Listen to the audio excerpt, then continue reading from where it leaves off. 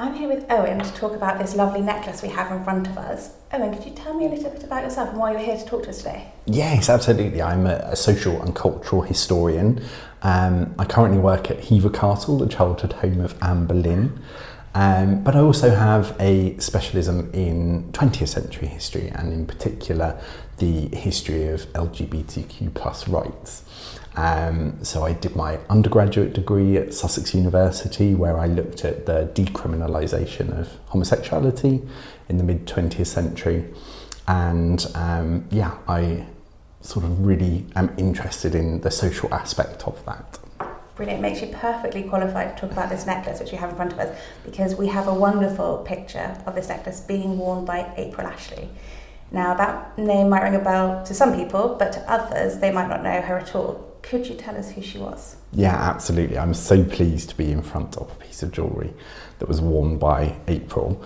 April was a real pioneer, I think, in many ways. She was one of the first people in England to transition, and she was also part of a very famous court case which affected essentially the rights of all trans people in England and Wales. And therefore she spent a lot of her time being an activist. She was also a very glamorous model, and that became part of her activism. And I like to think of pieces like this as her battle armour. She was an incredibly glamorous individual, and part of being seen was sort of part of her activism, as it were. Well, she's very glamorous, as we can see from the couple of photos that we have in the auction to go with this piece, and also just to give us a bit of context to her life. Could you tell me about her early life and how she became the April Ashley that we see in these photos? Yeah, absolutely. So April was born in Liverpool in 1935. She lived in the dockyards in a very impoverished area of Liverpool. She was one of 6 surviving children. Unfortunately, 4 of her siblings died in infancy, and her father, who she really beloved, was chiefly in the Navy, so was not at home a lot. She had a very, very difficult relationship with her siblings and her mother, and in one of her interviews she said that she could never remember them even touching her, holding her hand. She had a very difficult upbringing, and in fact medical practitioners had to intervene on several occasions because of the corporal punishment that she experienced at the hands of her mother. They threatened her, take her to court essentially. April was incredibly effeminate, and she said in many interviews that her earliest memories were of thinking, I'm not a boy, I'm a girl. And indeed, in an essay that she wrote at school, she was asked, what do you want to be when you grow up? And all of her schoolmates were talking about being miners and train drivers, and she said, I want to be a glamorous film star and to have a lovely life. And although there was a long journey to that, I think she kind of had that life. That's really lovely. And I think we can see that in the photos. Yeah. She's super glamorous. Yes. So how did she go from Liverpool to this modelling career and being this very, very glamorous woman that we see now? So I think the journey was quite, again, a difficult one. She idolised her father and decided almost to commit to replicating his life. So at 15, she joined the Navy herself, and she said in an interview that a lot of the more effeminate or gay members of the Navy would work in catering specifically as a sort of community, but she chose to emulate her father and be a deckhand. So she was kind of in with the more masculine heterosexual males. She didn't have the best time, but loved being at sea, but was regularly sort of subjected to violence, and was often protected by those effeminate gay men who would sort of strike back on her behalf. So you can see very early on how she sort of found solidarity within the LGBTQ plus community. Very tragically, she tried to take her life at sea and was given a dishonourable discharge from the Navy. She then tried a second time by jumping into the River Mersey, but was rescued. And when questioned about why she had tried a second time to take her life, she explained that she wanted to be a woman. And tragically, the response was to send her to an asylum. And there she was subjected to electroshock therapy, hormone therapy, and also chemical castration, which was sort of typical treatment for males who were seen as sexually deviant at the time. She was eventually released and decided that London was not sort of the place, England was not the place to be. So she ended up going to Paris, and there she found employment at Le Carrousel, which was a very famous sort of drag cafe come performance arena. And there she acted as a host to, you know, stars like Marlene Dietrich and many famous people who became friends. But it was around that time that she decided in 1960 to travel to Casablanca and to be one of the first English people to have gender reaffirming surgery. When she went to Casablanca, and you say she was one of the first English people to go there, she was looked after by quite a famous surgeon, wasn't she? Yeah, she was operated on over 10 hours by Georges Bereau, who had performed that operation on many occasions. And she actually had saved up quite a vast fortune. You know, this was an operation that cost thousands of pounds. And he very kindly invited her to stay on at no expense for her aftercare. And there's a really touching anecdote that she gave where when she first went out for a walk, when she was able to, with a nurse, she unfortunately passed out, but came round laughing, and the nurse couldn't understand why she was laughing. And she said, I'm the happiest woman in the world, back to the nurse, and often spoke of that being the sort of beginning of her life, really, when her mind and body were aligned, as she used to say. So I think that was a transformative moment in many ways. And it was at that point that she began her modelling career. So she's been to Casablanca, she's had this amazing, completely life-changing episode. Where does she go to next? Does she go back to Paris? Back to London. So okay. She did initially go back to Paris to gain some more funds, but I think her heart was back home, and she wanted to establish a career in London.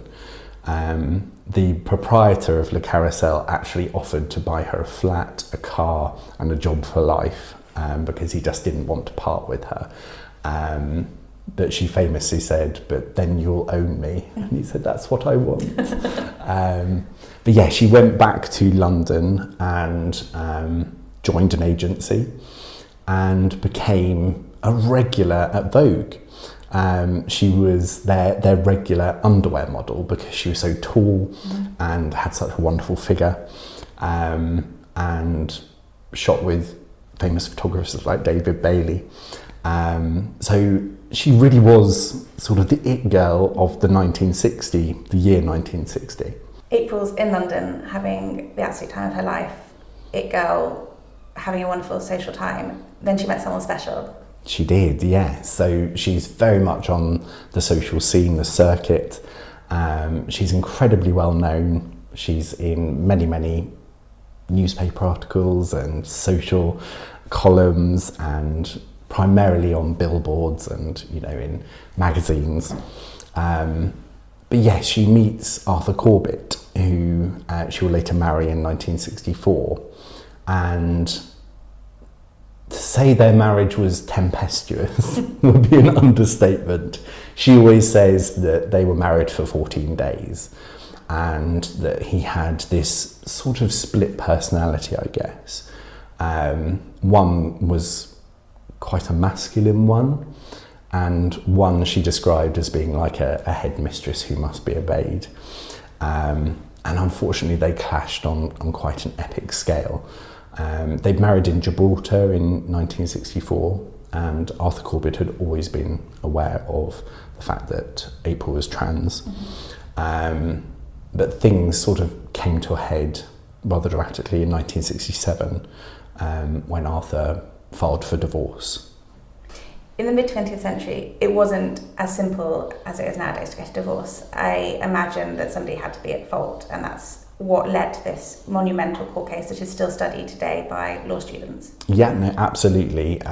Divorce became easier after the Second World War, but you're completely right. There had to be some impediment, shall we say. And although Arthur was fully informed of the fact that April was had been born a man, that was the reason cited in this court case, which was very difficult for April. So by 1961, it was common knowledge that April was trans. Very tragically, one of her close friends had sold a story to a very popular newspaper for the sum of £5, which always broke Ashley's heart. She said, I could understand if it was hundreds of pounds, but the fact that the fee was £5 really hit hard. So she had already experienced an instant lack of employment. In fact, she said on several occasions that she was never gainfully employed in England again after that point, including in her later years when the situation for trans people had improved enormously. It had a very lasting effect. But yes, facing this trial of her marriage was personally very difficult for her. She was subjected to very intimate examinations, body scans, x-rays. I think she found it personally very humiliating. So the court case is over, and you say that she wasn't gainfully employed in the UK again, and it's amazing that we have her own accounts of these things, because it's so much better to get it from the horse's mouth, as it were. She did have some success in America, though. So yes, her employment in America was more gainful. She wasn't as publicly known there and was able to star in a movie with Bing Crosby and Joan Collins. Very tragically for her, the movie company found out that she was trans. Her name was removed from the credits. They tended to just focus on her back in shots, and there's actually only one sort of shot of her face. So she could get employed, but it really depended on what sort of background information became public to the company that had employed her. But in the wake of her court case, which very sadly found against her, she was declared legally male, and this actually had implications for all trans people across England and Wales.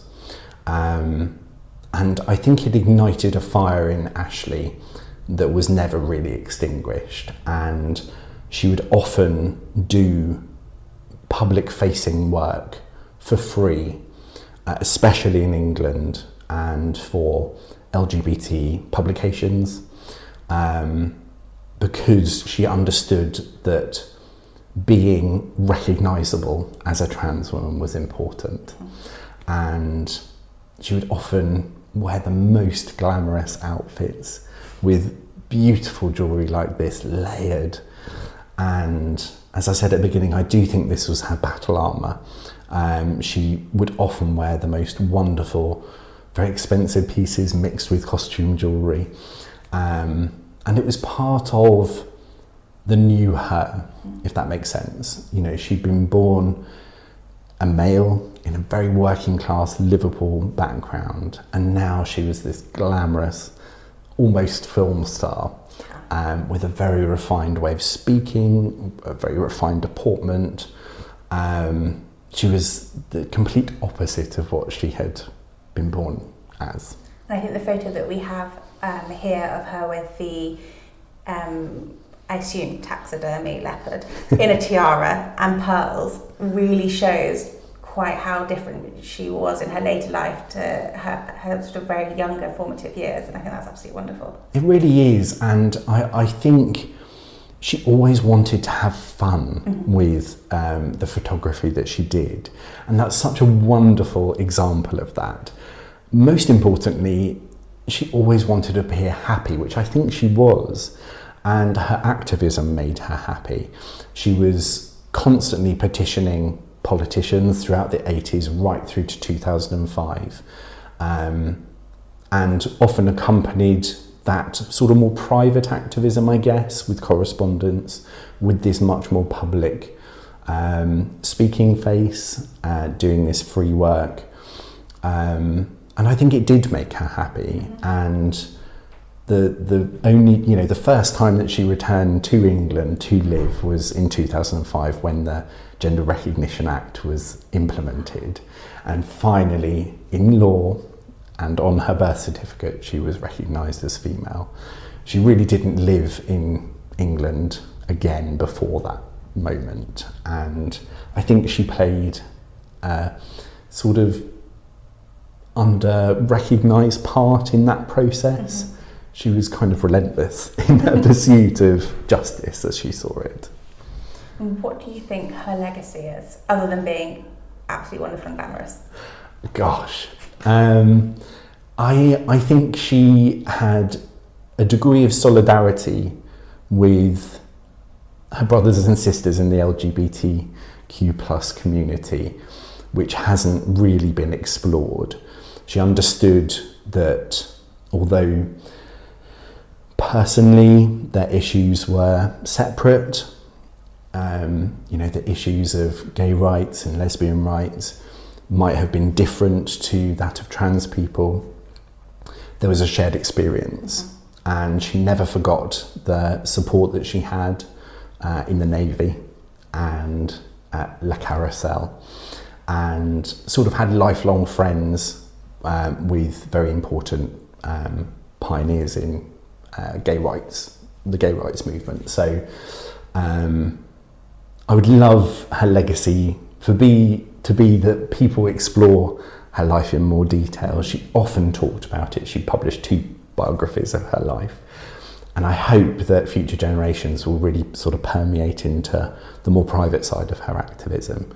But more broadly, she was just glamorous and unashamedly herself, and she proved, I think, that you could achieve sort of the unthinkable and have a very happy life too, which I think she did. That's really great to hear. Thank you so much. You're so welcome.